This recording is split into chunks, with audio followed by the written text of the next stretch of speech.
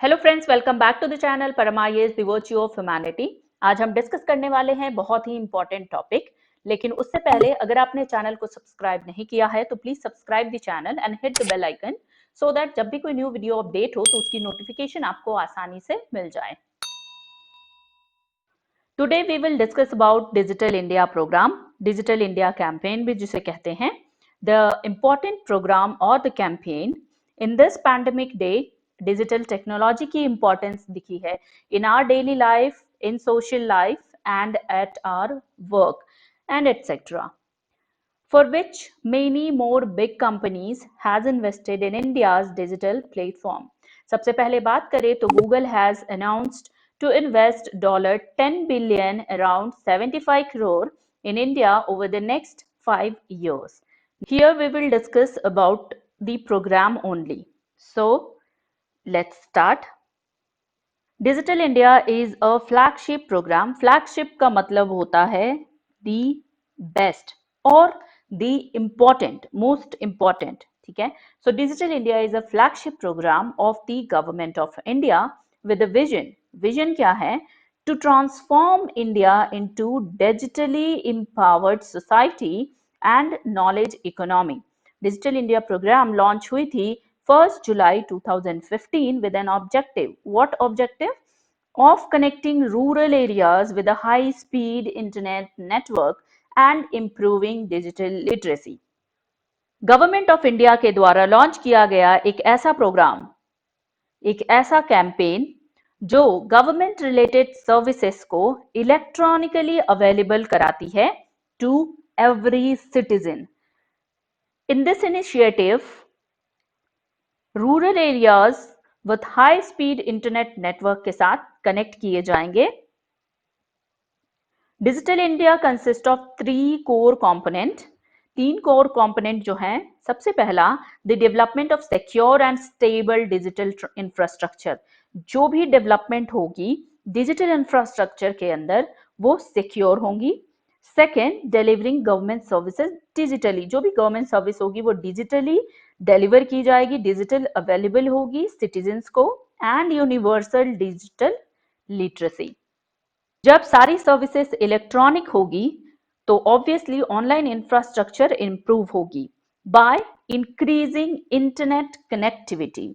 So internet connectivity को increase किया जाएगा so that online infrastructure improve हो। डिजिटल इंडिया के प्रोग्राम की बात करें तो इट इज सेंटर्ड ऑन 3 की विजन एरियाज। 3 की विजन एरियाज, जो सबसे पहला है digital infrastructure and core utility to every citizen. Second, governance and service on demand. And third, digital empowerment of citizens. इन सभी की विजन एरियाज को हम डिटेल में देखेंगे। तो सबसे पहले आता है digital infrastructure as a core utility to even to every citizens, जिसमें availability of high internet speed, Cradle to give digital identity that is unique, lifelong, online and authentifiable to every citizen. Mobile phone, bank account enabling citizen participation in digital and financial space. Easy access to a common service center and shareable private space on a public cloud. Safe and secure cyberspace. Second, governance and service on demand. Seamlessly integrated service across department or jurisdiction. Availability of service in real time. This is important. All citizens entitlement to be portable and available on the cloud so that कहीं से भी access हो सके. Digitally transformed services for improving ease of doing businesses, making financial transaction electronic and cashless, क्योंकि cashless को हमें बढ़ावा देना है। Digital empowerment of citizens, universal digital literacy, universally accessible digital resources. जितने भी डिजिटल रिसोर्स होंगे वो यूनिवर्सली एक्सेसिबल होंगे। Availability of digital resources services in Indian languages. This is also important.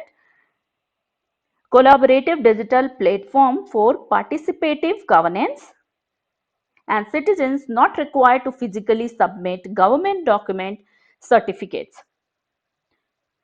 So these are the key vision areas of Digital India. Okay, here very important 9 pillar of Digital India. ये बहुत important है, जो भी 9 pillar यहाँ पे दिए गए हैं ये हमें याद होना चाहिए. The first one is broadband highways, universal access to mobile connectivity, public internet access program, e-governance, reforming government through technology, e-Kranti, electronic delivery of services, information for all, electronics manufacturing, IT for jobs and early harvest program.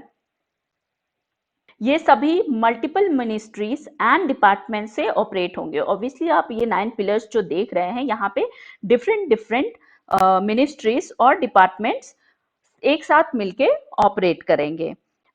This is just an overview जो 9 pillar मैंने यहाँ पे बताए हैं. ये आप देख सकते हैं, ये अभी जो हम लोगों ने 9 पिलर डिस्कस किया है उसकी जस्ट डिटेल दी गई है फर्स्ट टू 9. ओके, नेक्स्ट थोड़ा सा हम यहाँ पे ई क्रांति को देखेंगे.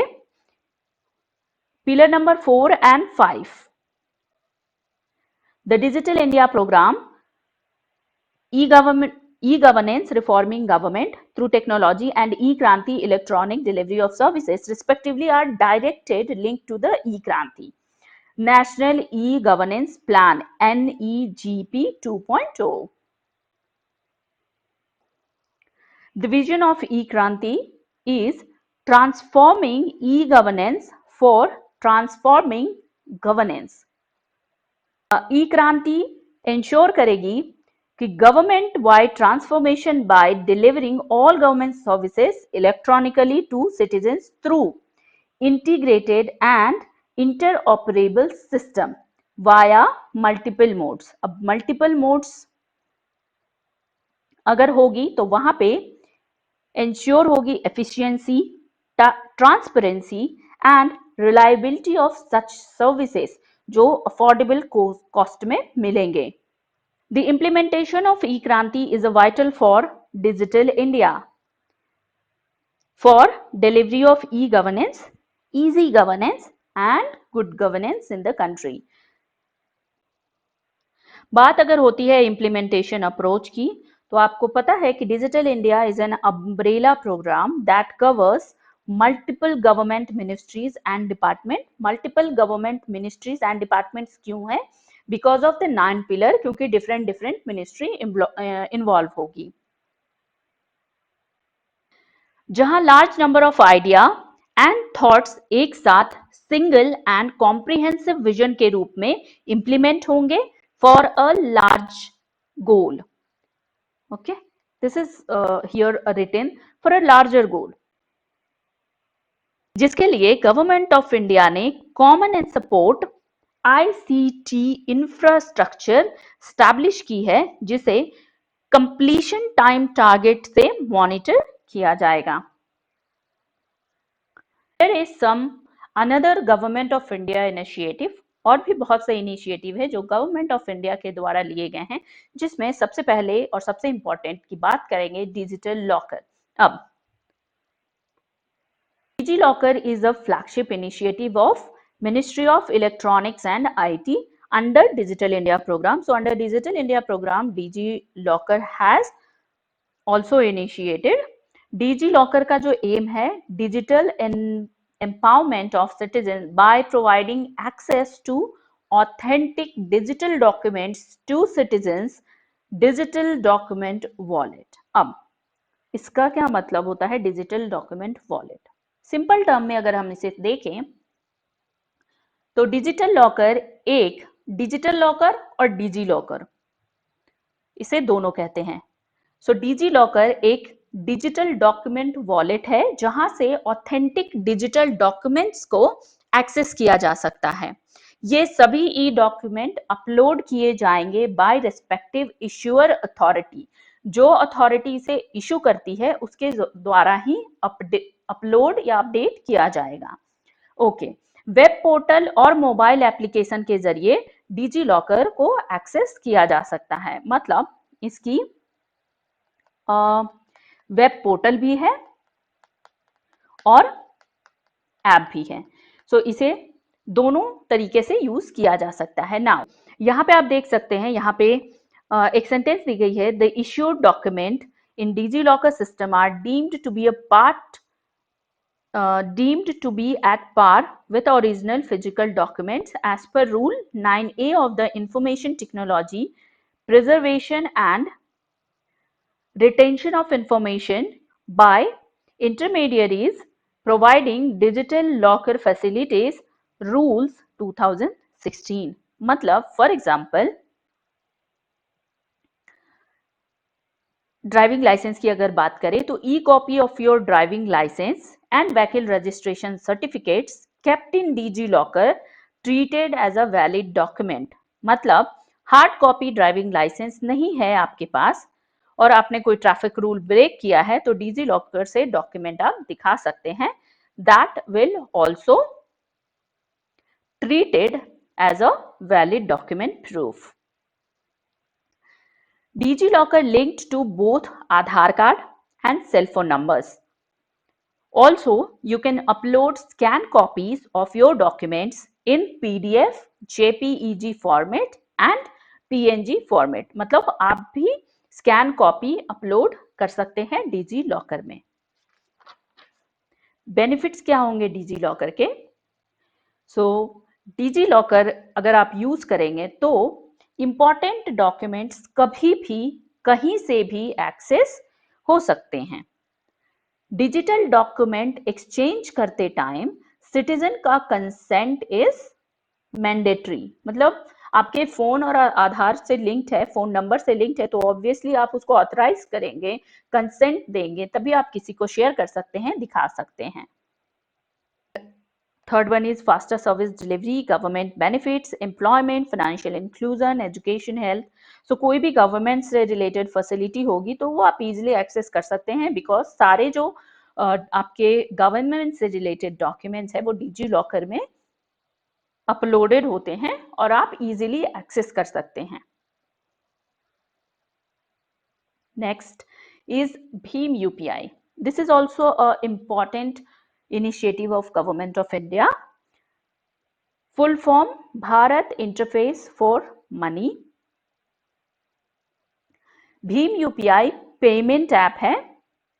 यूपीआई के जरिए क्विक ट्रांजैक्शन कर सकते हैं, साथ ही direct bank payment UPI ID और क्यूआर स्कैन से किया जा सकता है।